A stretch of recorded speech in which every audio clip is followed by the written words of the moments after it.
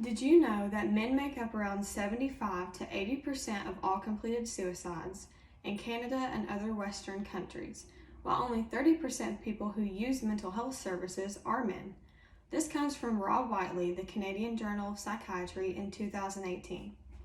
When you think about the men in your life, how many times have you heard them talk about how they feel, seen them cry, or seen them empathize with other men about their problems and emotions? It's probably not often. Men's mental health is more stigmatized than women's mental health. Anyone who supports equality can recognize the gender inequalities on both sides. Society has come a long way when it comes to gender stereotypes, but even in 2020, most people still have a clear division between femininity and masculinity.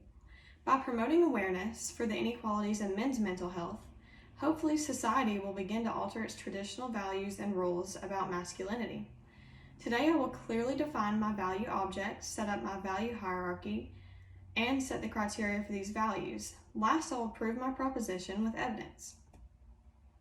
As updated by mentalhealth.gov on May 28, 2020, mental health can be defined as emotional, psychological, and social well-being. It affects how we feel, think, and act. The two values I will discuss as part of the hierarchy are as follows. When discussing men and women, I'm referring to any person who has been raised as or lived as this gender long enough to feel the effects of societal gender stereotypes. Now that I have defined the value object and set up my hierarchy, I will discuss the criteria for these values. Men's mental health should be looked at by society as less of a shameful and difficult topic to discuss, so that men can come forward about their emotions. Discussing men's mental health as compared to women should help the audience understand in what ways we are lacking as a society to equally treat genders from childhood to adulthood. Now that I have discussed my criteria, I will prove my proposition. Victim blaming is when researchers and doctors blame an individual's actions, lifestyle, and choices for their mental illness, rather than considering the social context and outside variables which may affect the patient. Occurrences like this push men away from seeking help even more. In a 2016 article, Men's Mental Health, Spaces and Places That Work for Men, David Cole explains that when men think of mental health services, they believe that the services are primarily set up to serve women. The idea of mental health being only associated with women, along with victim blaming, pushes men even further away from the topic. In a 2017 article, The Psychology of Men and Masculinities, Ronald Levinas stated, within society, there are rewards associated with conforming to the sex-typed and socially sanctioned traditional gender roles, as well as negative consequences associated with failure to conform. Over the years, researchers have concluded that people have a strong psychological need to conform to their biological genders.